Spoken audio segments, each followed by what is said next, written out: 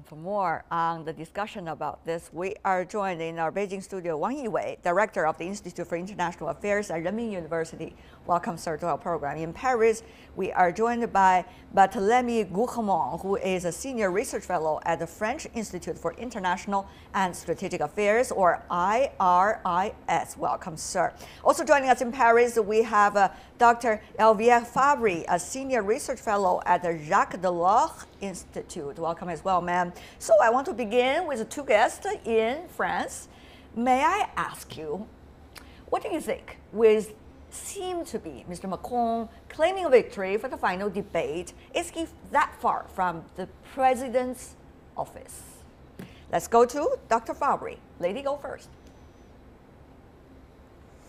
Well, I think in the last debate there has been something quite toxic, because Marine Le Pen has been suggesting, I mean, the big issue today is that Marine Le Pen has been suggesting that he could have an offshore bank account, and something that could be very toxic for, during those two last days of campaign, because it sticks to the idea, to the image that Marine Le Pen wants to give of Emmanuel Macron, that he is the man of the finance, international finance, open to the world.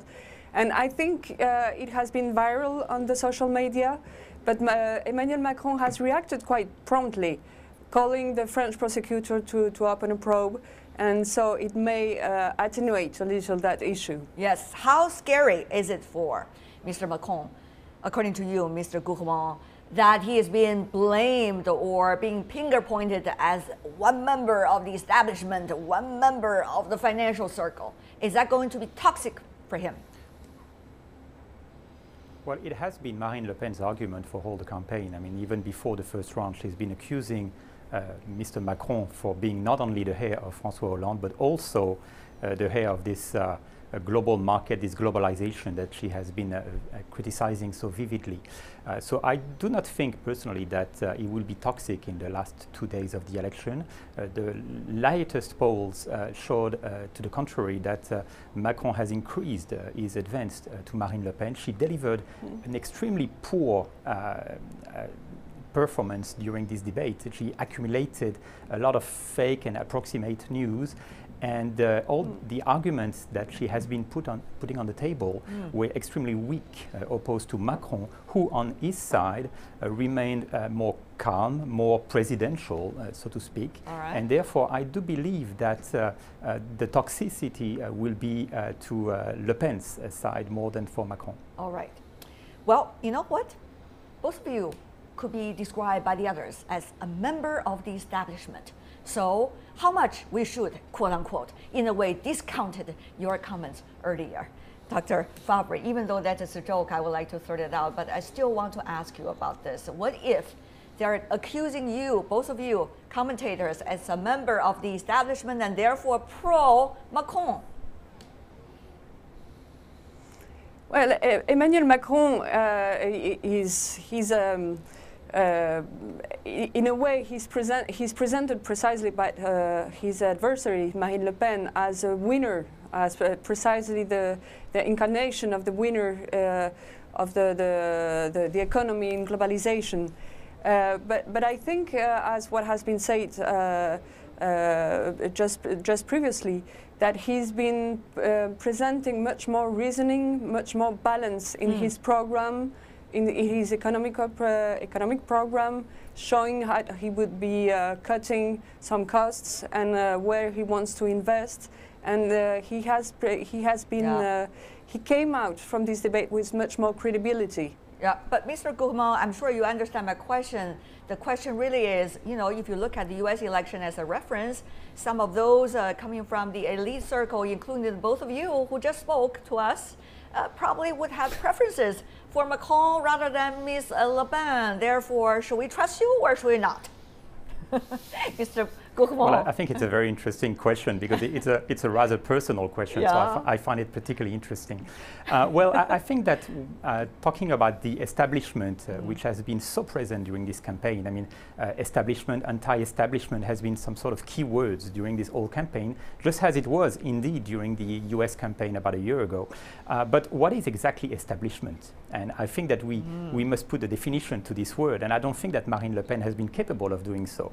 To me, if establishment means being open to the world, being capable of talking to our Chinese friends, able to talk to our European friends, and able to consider the question of what can France provide to the rest of the world, and how can we participate to globalization? Well, yes. If this is a definition, I am very proud to represent the establishment.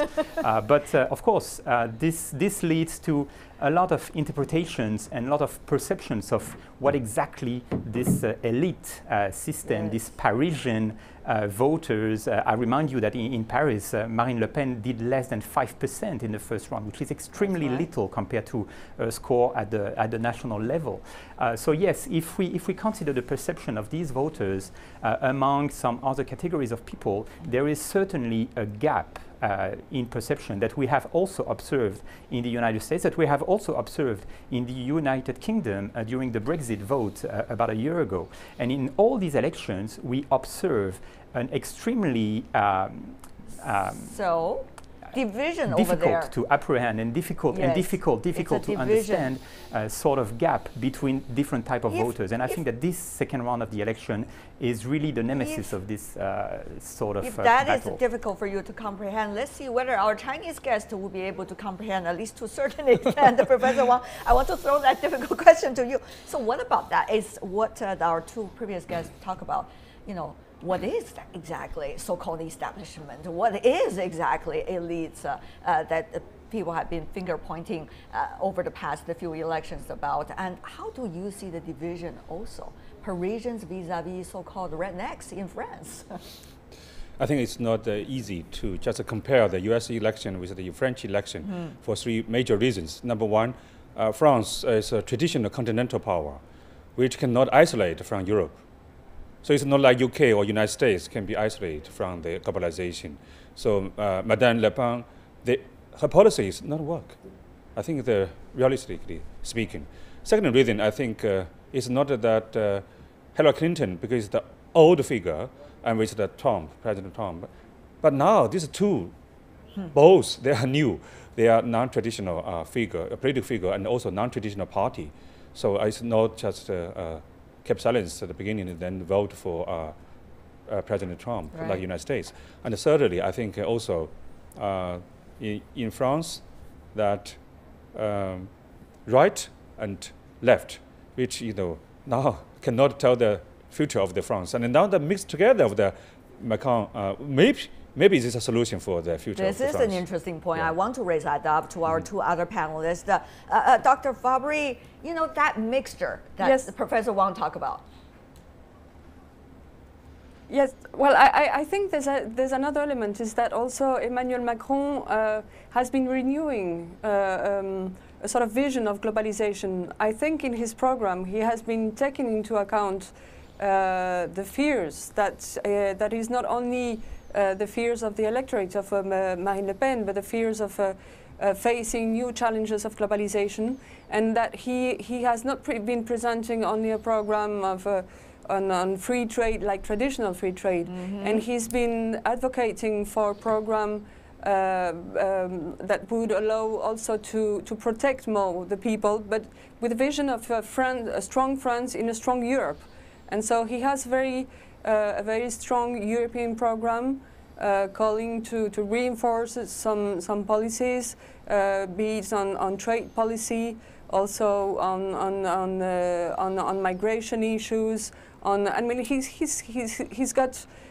trying to advocate that there's a possibility for France to find its way in a strong Europe in globalization. Dr. Fabry, you did mention some point. In fact, Mr. Macron and Ms. Le Pen are going head-to-head in some latest debates, but they have very different views on some of the issues. Take a look at where they stand right now. Mr. Macron pro-European Union, of course, who seeks a common asylum policy, while Ms. Le Pen is a staunch anti-EU advocate who wants to hold a referendum on France's EU membership.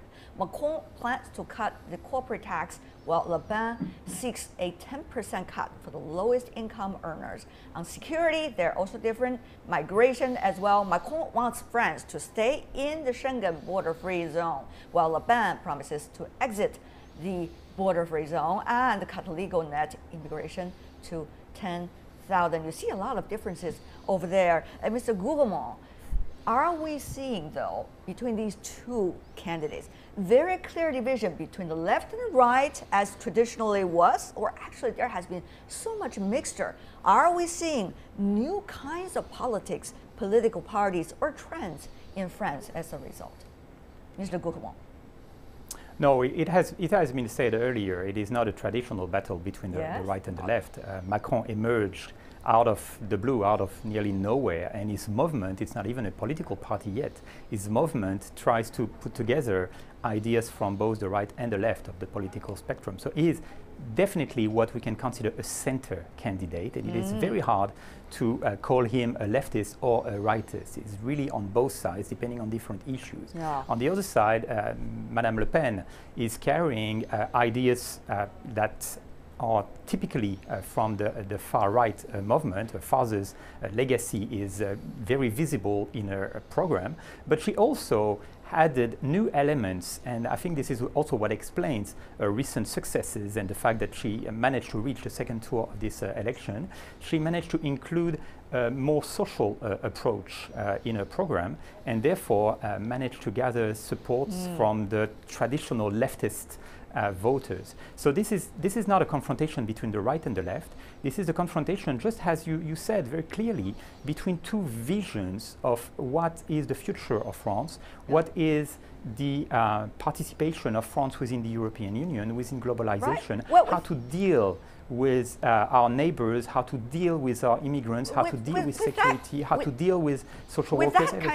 With that kind of vision, what is the next president in the presidential office going to be like? Dr. Fabry, do you think, even though vision campaigning is one thing, in the office another thing, governing is a different thing, so will they be able to keep their promise? Let's just say Mr. Macron at this moment, who seem to have an upper hand, some say he's going to be a very, in a way, so-so president because he's not necessarily proposing really that much change. Others suggest maybe he can be a good one. What do you think, Dr. Fabry?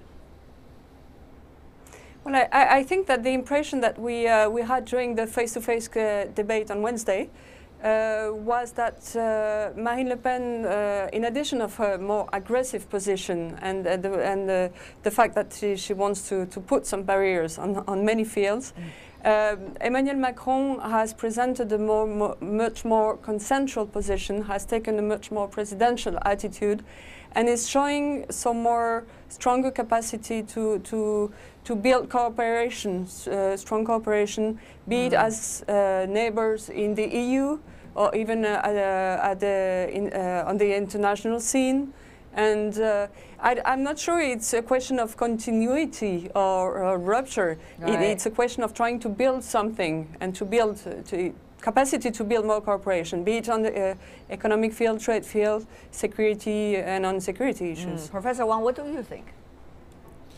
Well, I think there's two paradoxes or dilemmas between the elections. One is economic policy and the security policy. For the economic policy, they need more liberal, need a more European market that Macron has policy as I think it's look like that. But the security, they need more tighten the border control, need more fair way to the European integration. So how to manage this the two different directions? Even for the economic policy, also they have two directions. One is to focus on the tax cut to give more space for innovation, for the freedom of their boss to fire the employees. At the same time, for political consideration, you also should pay attention to the employment, particularly the youth. So difficult for any traditional party and traditional figure to manage these two kinds of the paradox. That's true. Another difficulty is when they are governing, because right now, Mr. Gouvernement, very briefly from you, you know very well that it's all about politics these days. It goes in cycles, and therefore leadership could hardly have a vision, particularly for the midterm and long term, and that is going to hurt our economy, it's going to hurt our future. So, Mr. Gouvernement, do you think there's going to be any change about that once the new president comes into the office, particularly if it is Mr. Macron who is now seeing an upper hand? Well, one thing we must remind here is that about a month after the presidential election, we will have the legislative election. And if you want to govern the country, you must have a government and you must have a majority in the parliament. And of course, we all know that it will be extremely difficult for Marine Le Pen to get a majority, if not impossible, to be honest, to get a majority in the parliament, even if she manages to win this election on Sunday. On the other side, Macron has a huge potential, I believe, to get a majority. If he wins the election on Sunday, I do believe personally that he will manage to have a majority. So that means that he will be able to put into action his program. Does that mean that he will succeed? I don't know, and I think that no one can say it at this point. But what is certain is that at least he will have all the capacity, he will have the support from the parliament and also from his government in order to implement this program. So I think this is also a huge difference between the two candidates. Marine Le Pen will lead to chaos, not because of her ideas, and I'm sorry, I belong to this establishment, as you have mentioned earlier, but also because she won't be capable of holding a majority in about a month from now. You know what? I mean, Mr. Gouvernement, you have expressed your political view very clearly, shall I say. Let's go to Professor Wang very briefly from you. What do you think about political cycles? What does it mean for the next president? And whoever the next president, what does it mean for the political cycles? Probably Macron will be the president, but if Madame Le Pen wins 40% or even 30%, there's still influence. I think that for the new president, it's very difficult to carry out his policy. And even their economic policy is right, and the social and the security policy is left. So how to manage this, and how to cooperate with the European Union, particularly under the background of Brexit, and also there's also German election. So it's very difficult. That's right. Internal issues, how it's reflected from outside, the other way around as well. Dr. Fabry, before we go, final words from you. What do you think about that? From now until the election, many things could happen. Many things could happen. It could influence the result of the election. What are we looking at, Dr. Fabry? Well, I think that we can see that the most recent polls are showing a short increase of the gap between the two candidates and in favor of Emmanuel Macron. Of course, as we have all learned to do during those past months, we have to be very aware of those polls. But I think even the support that Barack Obama has given to Emmanuel Macron yesterday has been comforting his position, and I think that for the moment we are a little less anxious about the results. Right. But let's be. It's interesting to see that Europeans are still fascinated by President Obama. And they also posed a question about what's going to be like the transatlantic relationship, whoever is coming into power in France. But we'll leave it for another edition of our discussion. For now, I want to thank the three of you. Really, thank you so much for your insight right before the election. Dr. Elvie Fabry and Mr. Gouvernement, Professor Wang Yiwei. Really appreciate it. Thank you so much. Go to the polls and vote.